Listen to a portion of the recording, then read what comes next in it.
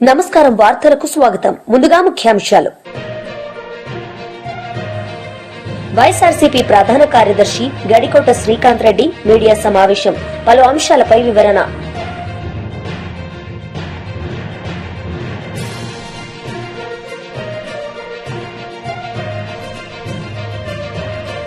రాష్ట్ర సామాజిక సంక్షేమ బోర్డు చైర్మన్ పోతుల బాలకోటయ్య మీడియా సమావేశం. పలు అంశాలపై వివరణ. వైఎస్ఆర్సీపీ ప్రధాన కార్యదర్శి గడికోట శ్రీకాంత్ రెడ్డి మీడియా సమావేశం నిర్వహించారు. ఈ సందర్భంగా పలు అంశాలపై ఆయన మాట్లాడారు. ప్రజలు ప్రతి ఒక్కరి గుండెల్లో ఆందోళనతో పాటు కోపం కూడా వస్తూ ఉంది. ఒక ప్రాంతం పైన ద్వేషంతోనో లేకపోతే ఆలోచన లేని విధానమో ఈ నిర్ణయాలు తీసుకుంటూ మోసపూరితమైన కుట్రలు ఏ రకంగా చేస్తున్నారో ఒక్కసారి ప్రజలను ఆలోచన చేయమంటున్నాను. రాయలసీమ లిఫ్ట్ ఇరిగేషన్ స్వయాన ఇరిగేషన్ మంత్రి గారు అవసరం లేదు అని చెప్పారు. గౌరవ తెలంగాణ ముఖ్యమంత్రి గారు నాకు ఉన్నటువంటి చనువు వలన గౌరవ చంద్రబాబు నాయుడు గారి మీద ఒత్తిడి చేసి కేంద్ర ప్రభుత్వం ద్వారా ఒత్తిడి చేయించి రాయలసీమ లిఫ్ట్ ఇరిగేషన్ నిలిపివేయించాను అని చెప్పారు. ఈరోజు దాన్ని ఇరిగేషన్ మంత్రి గారు ఆమోద ముద్ర వేశారు. మరి అదే సమయంలో గతంలో ఇదే తెలుగుదేశం ప్రభుత్వం తన ఆలోచన విధానాన్ని వేరే రకంగా చెప్పింది. దానికి ఎన్విరాన్మెంటల్ క్లియరెన్స్ లేకపోవటం వల్ల నిలిపాము అని చెప్పి ఎందుకు అన్ని నాలుకల ధోరణులు అవలంబించారు? ఎందుకు అంత మోసం చేయాల్సిన అవసరం ఎందుకు వచ్చింది మీకు అన్నది ఒకసారి ఈ శ్రీశైలం ప్రాజెక్టు పైన ఏ రకంగా చంద్రబాబు గారు ద్రోహం చేసింది అన్నటువంటి పైన కొంచెం లోతుగా వెళ్తే 95లో ఎన్టీ రామారావు గారిని దింపేసిన ముఖ్యమంత్రి అయిన సమయంలో యునైటెడ్ ప్రోగ్రెస్ యూపీ అన్నటువంటి ప్రభుత్వం యునైటెడ్ ఫ్రంట్ యుఎఫ్ ప్రభుత్వం ఆయన ఆధ్వర్యంలో ఏర్పడినప్పుడు దేవేగౌడ గారు ప్రధానమంత్రిని నేనే చేశానని చెప్పుకునే రోజుల్లో కేవలం ఒక రిజర్వాయర్గా ఉన్నటువంటి ఆల్మెట్ని ఆ రోజు జస్ట్ ఆనకట్టలాగా ఉన్నటువంటి దాన్ని ఆ రోజు డ్యామ్గా మార్చి అక్కడ అడ్డుకట్ట వేయించాడు. అక్కడి నుంచి నీటిని చాలా మాత్రం తెలుగు రాష్ట్రాలకు రావడానికి ఆ రోజే చంద్రబాబు గారు వైఫల్యం చెందారు. మరి మళ్ళీ ఇప్పుడు చంద్రబాబు గారు ముఖ్యమంత్రి అయిన తర్వాత కర్ణాటక ప్రభుత్వం ఇప్పుడు ఈయన ఆధ్వర్యంలో ఈయన మద్దతుతో ఎన్డీఏ ప్రభుత్వం నడుస్తుంటే మరొక పక్కన 70,000 కోట్లు శాంక్షన్ చేయించి ఆల్మట్టి లెవెల్ని దాదాపుగా అక్కడ స్టోరేజ్ని రెండింతలు చేస్తున్నారు. దీనిపైన నోరు మెదపకుండా రాయలసీమ లిఫ్ట్ ఇరిగేషన్ ఆ ప్రాంత ప్రయోజనాల కోసం జగన్మోహన్ రెడ్డి గారు చేస్తే అది అవసరం లేదు, ఆ ప్రాంత పేరు పెట్టి దాన్ని ఏదో చేయడానికి ప్రయత్నం చేస్తున్నారు అన్నటువంటి మాట మాట్లాడడం తగునా నీకు అని చెప్పి నిమ్మల రమానాయుడు గారిని ప్రశ్నిస్తున్నాను. ప్రాంతం పేరు పెట్టడం కాదు, దాంట్లో ఈ 6 జిల్లాలకు సంబంధించినటువంటి ప్రతి రైతు ప్రతి ఒక్క మనిషి జీవితాన్ని ఆధారపడి ఉంది. అటువంటి దాన్ని అంత నిర్లక్ష్యంగా మీరు మాట్లాడినందుకు క్షమాపణ చెప్పడంతో పాటు నీకు ఇరిగేషన్ మంత్రిగా కొనసాగే హక్కు లేదు అని చెప్పి తెలియజేస్తున్నా. ఈరోజు తను మాట్లాడిన మాటలు అవగాహన లేని రాహిత్యం. క్యూసెక్లకు టీఎంసీలకు కూడా తేడా తెలిసినట్లేదు పెద్ద మనిషికి. ఈ మనిషి మాట్లాడే విధానం ఒక్కసారి ఆలోచన చేయండి. గతంలోనే కేవలం 7,000 నుంచి 11,000 క్యూసెక్లే, అది శ్రీశైలం ఫుల్ లెవెల్ ఉంటేనే వచ్చేటువంటిది పోతిరెడ్డిపాడు ద్వారా. రాయలసీమ ప్రజలు నీరుని దోచుకున్నారు, నీటిని ఎక్కువ ఇచ్చినామన్న మాటలు మాట్లాడేటువంటి వాళ్ళకు ఒక్కటే మీరు ఆలోచన చేయండి. గత 20 సంవత్సరాలలో కేవలం 4 సంవత్సరాలు మాత్రమే అలకేట్ చేసినటువంటి వాటర్ని తీసుకోవడం జరిగింది. 16 సంవత్సరాలు మా వాటా ప్రకారం కూడా నీళ్లు రాలేదు అక్కడికి. చెన్నైకి నీళ్లు ఇచ్చినా, రాయలసీమ ప్రాంతం ప్రాజెక్టులు తెరిచినా అనేక లక్షల మంది జీవితాలు ఆధారపడున్నాయనంటే పోతిరెడ్డిపాడు శ్రీశైలం ద్వారా. ఆ పోతిరెడ్డిపాడుకి ఎప్పుడు ఏ లెవెల్లో తీసుకోవాలనో మొన్ననే నేను ఎక్స్ప్లెయిన్ చేశాను. మరొక్కసారి ప్రజలను ఆలోచన చేయమంటున్నా. పోతిరెడ్డిపాడు ద్వారా గౌరవ రాజశేఖర రెడ్డి గారు ఆ రోజు యుద్ధ ప్రతిపాదిక పైన సంవత్సరంన్నరలోనే ఆ ప్రాజెక్ట్ని కంప్లీట్ చేశాడు. దేశంలో ఒక రికార్డ్ అది. ఆ ప్రాంత ప్రయోజనాలు కాపాడడం కోసం కేవలం అంతకుముందు 7,000 నుంచి 11,000 క్యూసెక్లు మాత్రమే అక్కడి నుంచి తీసుకునే పరిస్థితి. దాని ద్వారా పోతిరెడ్డిపాడు నుంచి వస్తే బనకచర్ల క్రాస్ కాడి నుంచి మిగతా అన్నిటికి కూడా వాడుకునే పరిస్థితి నుంచి పోతిరెడ్డిపాడును ఎక్స్పాండ్ చేసి, పోతిరెడ్డిపాడు కూడా ఎక్స్పాండ్ చేసినా కూడా ఆ రోజు నీటి దోపిడీ జరుగుతుందని మాట్లాడి, ఆ రోజేమో ఇదే చంద్రబాబు నాయుడు గారు తనకు సంబంధించిన ఎమ్మెల్యేలతో ఇక్కడ ధర్నాలు చేయించి ఆ ప్రాజెక్ట్ పోతిరెడ్డిపాడును చేపట్టకుండా అడ్డుకోవడానికి ఆ రోజే ప్రయత్నం చేశాడు. మరి ఈరోజు రాయలసీమను నేనేదో ఉద్ధరించానని మాట్లాడుతున్నటువంటి వ్యక్తి, మరి ఆ రోజున ఆ పోతిరెడ్డిపాడు నిర్మించిన 840 శ్రీశైలం లెవెల్ 840 దాటిన తర్వాత కేవలం 2,000 క్యూసెక్లే తీసుకోగలుగుతాం. 854 పైకి వస్తే 7,000 క్యూసెక్లు మాత్రమే తీసుకోగలుగుతాము. ఇవన్నిటి సస్టైన్ చేయడానికి ఫుల్గా పోతిరెడ్డిపాడు నుంచి డ్రా చేయాలంటే ఆల్మోస్ట్ శ్రీశైలం 881 ఉన్నంత వరకు తీసుకోలేదు.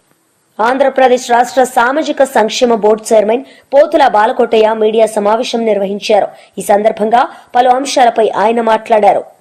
వాళ్ళ అవసరాలు, వాళ్ళ భద్రత, వాళ్ళ మంచి చెడ్డ అన్ని కూడా పరిశీలించి సంబంధిత పర్యవేక్షకులను అంటే వార్డులను కానీ అధికారులను కానీ నాకు తోచిన నా దృష్టికి వచ్చిన సమస్యలను కూడా నివేదించడం జరుగుతుంది.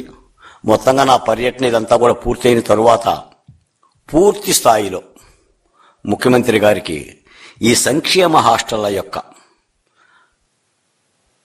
అవసరాలు లేదా వాటికి సంబంధించిన పూర్తి స్థాయి మెరుగుకు బాగుకి సంబంధించిన చర్యల మీద కూడా ఒక నివేదిక ఇవ్వాలన్న విషయాన్ని కూడా మీ దృష్టికి తెస్తున్నాను. గతంలో ఏ ఒక్క మంత్రి కానీ ఏ ఒక్క ఎమ్మెల్యే కానీ ఒక్క హాస్టల్ సందర్శించిన పాపాన పోల. ఈ మధ్య పత్రికలు రాస్తున్నారు, కొంతమంది ఇచ్చిన జీవోల మీద కూడా కోర్టులు కూడా బాధ్యత పడి 2 మంచి మాటలు చెప్తున్నాయి. అసలు సంక్షేమ హాస్టల్ పట్టించుకున్న నాదుడే లేడు. కానీ ఈ ప్రభుత్వం చంద్రలపాడులో ఒక హాస్టల్కి ముఖ్యమంత్రి గారు వెళ్ళారు, మొన్న అనకాపల్లిలో హాస్టల్ విద్యార్థులు ముఖ్యమంత్రి గారు వెళ్ళారు, హాస్టల్ విద్యార్థులతో మాట్లాడుతున్నారు. ఇవన్నీ కూడా అంటే ఒక పక్క ప్రభుత్వం ఎన్నికల్లో భాగంగా ప్రకటించిన సూపర్ 6 పథకాల అమలుతో పాటు ఈ రాష్ట్రంలో ఎస్సీ ఎస్టీ బిడ్డల కోసం ఏర్పాటు చేసిన హాస్టల్స్ కానీ వాళ్ళ మంచి చెడ్డ కానీ చూడాల్సిన బాధ్యత ఉంది.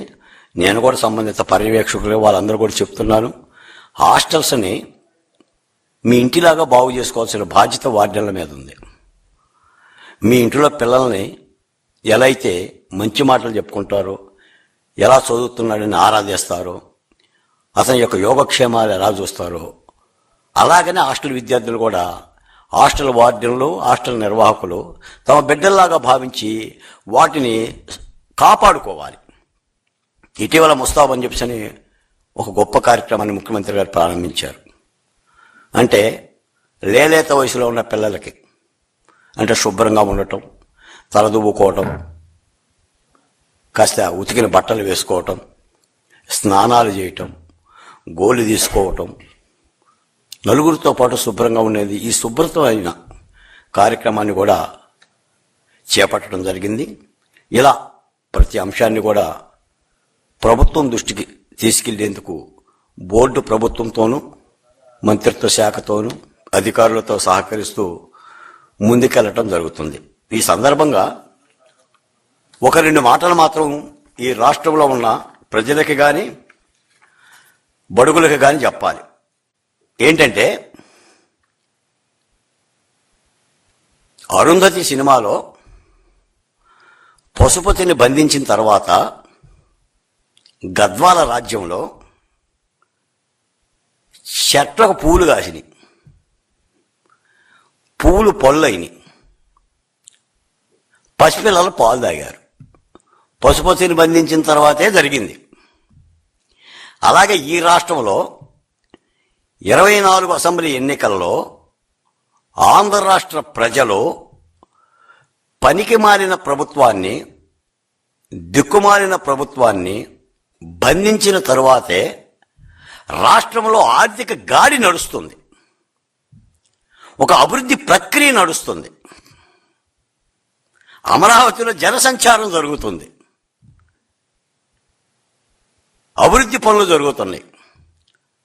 ఒక క్వాంటం వాలీ మాట వినిపిస్తుంది, ఒక బిట్స్ పిలాని మాట వినిపిస్తుంది, ఒక గూగులమ్మ విశాఖపట్నం ప్రయాణాన్ని మనం చూస్తున్నాం. 17 బ్యాంకులు ప్రజా రాజధాని అమరావతిలో ఒక్కరోజునే శంకుస్థాపన జరగడం మనం చూస్తున్నాం. ఈ దేశ ప్రధాని అమరావతి రావడం మనం చూశాం. ఆర్థిక మంత్రి నిర్మలా సీతారామన్ రావడం మనం చూశాం.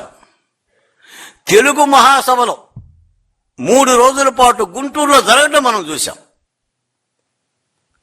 తెలుగు మహాసభలు పెట్టి ఈ రాష్ట్ర ప్రజలు, ఇతర రాష్ట్రాలకు సంబంధించిన తెలుగు ప్రజలు, విదేశాల్లో ఉన్న తెలుగు ప్రజలు వచ్చి తెలుగు భాషని అమ్మా అని పిలవటం మనం విన్నాం.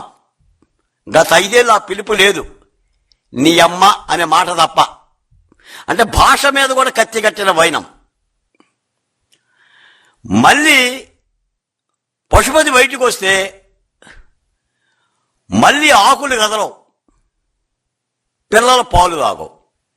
దీని పట్ల బడుగులు మాత్రం అప్రమత్తంగా ఉండాలి. మీ ద్వారా ఒక మాట అయితే చెప్పాలి. రప్ప పార్టీతో బడుగులు ఎంత దూరంగా ఉంటే అంత మంచిది. నేను అడుగుతున్నాను మిత్రులారా, ఇటీవల మాజీ ముఖ్యమంత్రి పుట్టినరోజుకి బడుగులే కత్తులు తీసుకొని మేకలని పొటేలని ఎందుకు వధించాలి? వాటి తలలు తెచ్చి నాయకుని ముఖానికి ముఖార బిందుగా రక్తాలను ఎందుకు పులవాలి? నిన్న గన్నవరం దిగాడు, తాడేపల్లి వచ్చారు, ఓ 10 మంది నాయకులు వెళ్ళి నూతన సంవత్సరం గడిచి 5 రోజులైనా బొకేలు తీసుకొని నూతనంగా ఎన్నికైన సర్పంచ్లు, ఉప సర్పంచ్ల, వార్డు సభ్యుల ఆత్మీయ అభినందన సభలో మాజీ మంత్రి కేటీఆర్ పాల్గొన్నారు.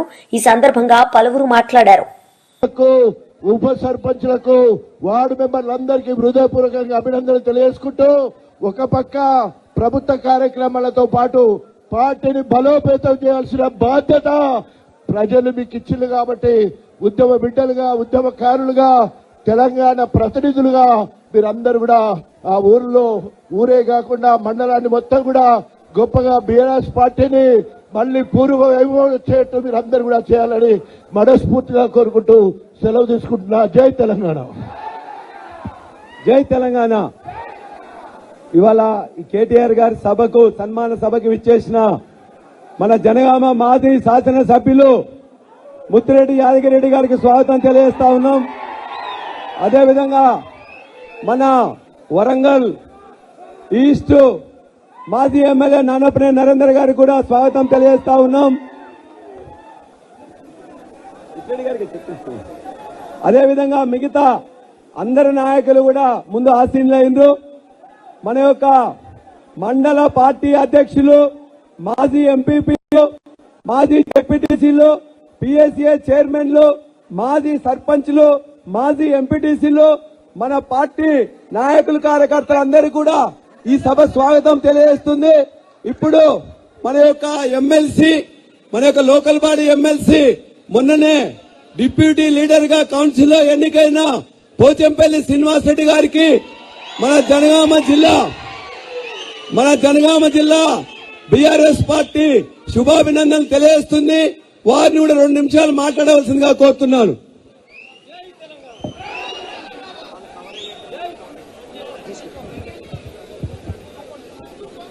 జై తెలంగాణ, జై తెలంగాణ.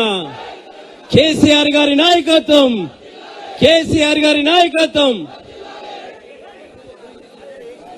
ఈరోజు జనగాం జిల్లా బీఆర్ఎస్ పార్టీ అభ్యర్థులుగా సర్పంచులు, ఉప సర్పంచులు, వార్డు మెంబర్ల యొక్క ఆత్మీయ అభినందన సభకు అధ్యక్షత వహిస్తున్నటువంటి జనగాం ఎమ్మెల్యే అన్న పల్ల రాజేశ్వర రెడ్డి గారికి, అదేవిధంగా మన ఆశా జ్యోతి, రేపు భవిష్యత్తుకి ఈ తెలంగాణ రాష్ట్రాన్ని దేశంలోని నంబర్ 1 అభివృద్ధిగా తీసుకెళ్లబోతున్న మన నాయకుడు, మన ఆత్మీయుడు, మా మనందరి అన్న మన BRS party working president KT Ramarao గారికి, అదేవిధంగా మాజీ మంత్రి మన పాలకుర్తి ఎక్స్ఎమ్మెల్యే మన మాజీ మంత్రి అందరూ దయన్న అని ముద్దుగా పిలుచుకునే మన దయాకర్ రావు గారికి, అదేవిధంగా స్టేషన్ గన్పూర్ మాజీ ఎమ్మెల్యే మా మొదటి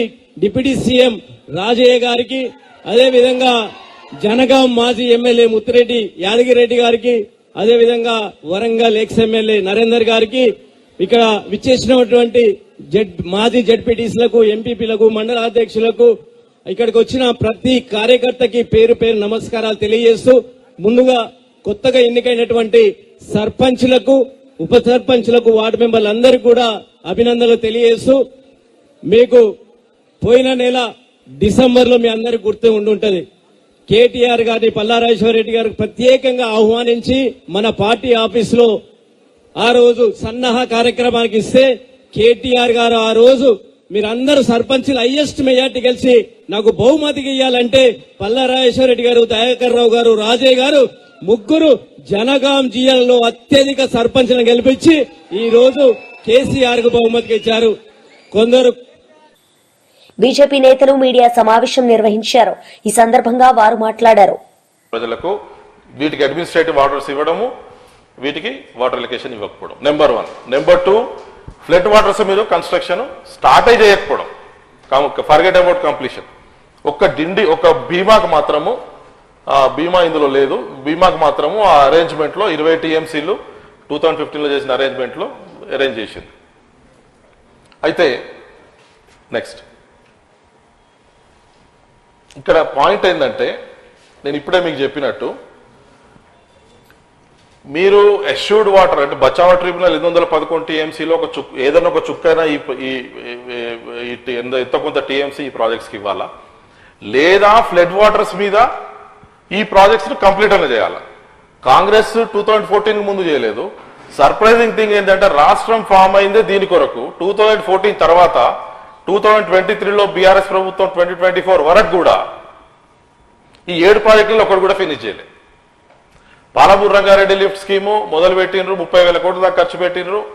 అది ఫినిష్ కాదు కదా, అసలు రిజర్వాయర్స్ డ్యామ్స్ కడతారు కానీ డిస్ట్రిబ్యూటర్స్ కెనాల్స్ ఉండవు.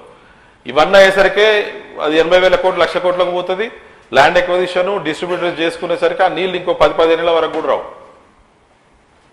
కానీ మేము 30,000 ఖర్చు పెట్టినాం అని బీఆర్ఎస్ ప్రభుత్వం, 7,000 ఖర్చు పెట్టినాం అని ఇప్పటి కాంగ్రెస్ ప్రభుత్వం. మీరు ఎంత డబ్బులు ఖర్చు పెట్టినారు అనేది కాదు, మీ చిత్తశుద్ధి ఉందా, నిజాయితీ ఉందా, ఉంటే గనక ఫ్లడ్ వాటర్స్ పోనీ అష్యూర్డ్ వాటర్ 299 టీఎంసీలో మీరు ఫెయిల్ అయినరు, మీరు అరేంజ్మెంట్ రాంగ్ చేసుకున్నారు బీఆర్ఎస్ ప్రభుత్వం. అంతకుముందు కాంగ్రెస్ ప్రభుత్వం మీరు ఇవ్వలేదు. సమైక్యాంధ్రకు కొట్లాడి అందుకే తెలంగాణ తెచ్చుకున్నాం. కానీ ఇప్పటికి కూడా గది 12 ఏళ్ల నుంచి నువ్వు ఫినిష్ చేయలే. ఎన్ని డబ్బులు పెట్టినామనేది మాట్లాడతారు కానీ అసలు వాటర్ ఎలికేషన్ ఉందా లేదా, ఫ్లడ్ వాటర్స్ మీద కంప్లీట్ చేసినామా, ఇది మాత్రం మాట్లాడరు. నెక్స్ట్ పోనీ ఈ 299 టీఎంసీ ఏదైతే అగ్రిమెంట్ చేసుకున్నామో ఇదేనా పూర్తిగా వాడుతున్నామా మన రాష్ట్రానికి? ఇయర్ వైజ్ చూడండి లెక్కలు ఇచ్చిన అక్కడ, ఇవన్నీ కేఆర్ఎంబి డేటా, ఇది ఫ్యాక్ట్స్ అండ్ ఫిగర్స్ అని అందుకే చెప్పిన. ఇవన్నీ కూడా నా దగ్గర డాక్యుమెంట్స్లలో ఉన్నాయి. కృష్ణా రివర్ మేనేజ్మెంట్ బోర్డు లేదా అపెక్స్ కౌన్సిల్ లేదా government of India minister of Jal Shakti documents ఇవన్నీ. ఇయర్ వైజ్ చూడండి ఎంత నీళ్లు వాడుకున్నామో చూడండి. 299 సైన్ అప్ చేస్తే కనీసం 299లో ఒక్క సంవత్సరం కూడా వాడుకోలేము మనం. రీజన్ ఏంటంటే ప్రాజెక్ట్స్ ఫినిష్ చేసుకోలేదు మనము. నాగార్జున సాగర్ లెఫ్ట్ కెనాల్ ఎప్పటి నుంచో నడుస్తుంది.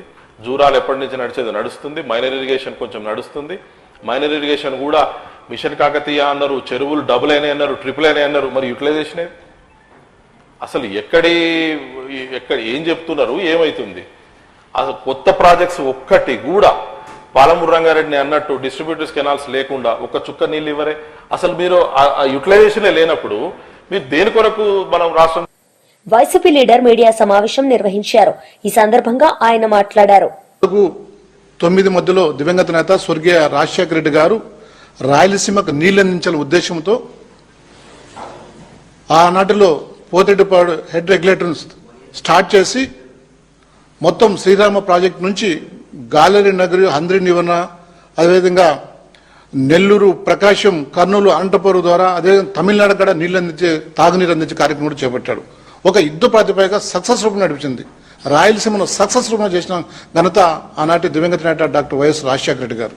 తర్వాత వచ్చిన పాలకులు రాయలసీమను చిన్న చూపు చూస్తూ, నువ్వు రాయలసీమలో పుట్టిన వ్యక్తి చంద్రబాబు నాయుడు, కనీసం రాయలసీమకు న్యాయం చేయపోగా అడుగడున ద్రోహం, మోసం చేశాం. తన వ్యక్తిగత ప్రయోజనాల కోసం, తన ఆర్థిక ప్రయోజనాల కోసం రాయలసీమను తన చేతులతో మరణ శాసనం చేసిన వ్యక్తి గనుడు చంద్రబాబు నాయుడు.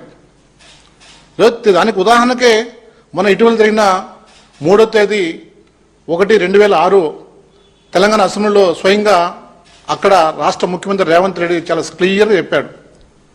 ఆయన ఏకాంత సమయంలో నేను దిండి, పాలకూరు ఎన్ని కూడా ప్రాజెక్టులు పెడతాను నాకు సహకరించాలంటే ఆయన స్వేచ్ఛగా, ఫ్రీగా మొత్తం ఆంధ్రప్రదేశ్ యొక్క ప్రయోజనాలను, ప్రజల యొక్క ప్రయోజనం తాకడం మీద ఘనత చంద్రబాబు నాయుడు.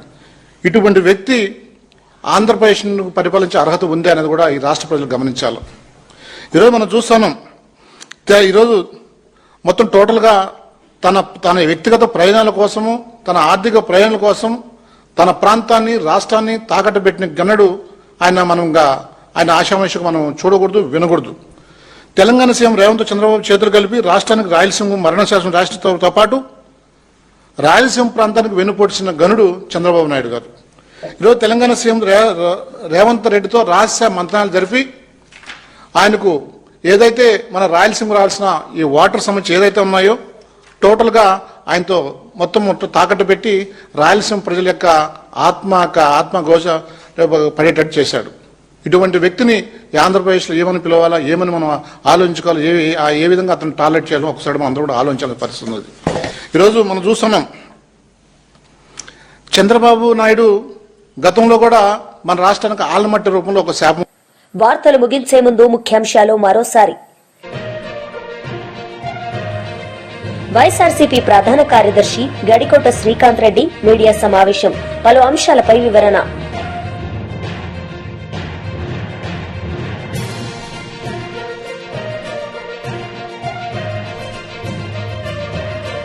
రాష్ట్ర సామాజిక సంక్షేమ బోర్డు చైర్మన్ పోతుల బాలకోటయ్య మీడియా సమావేశం, పలు అంశాలపై వివరణ. ఈ వార్తలు ఇంతటితో సమాప్తం. తిరిగి ప్రసారమయ్యే వార్తల్లో మళ్లీ కలుద్దాం.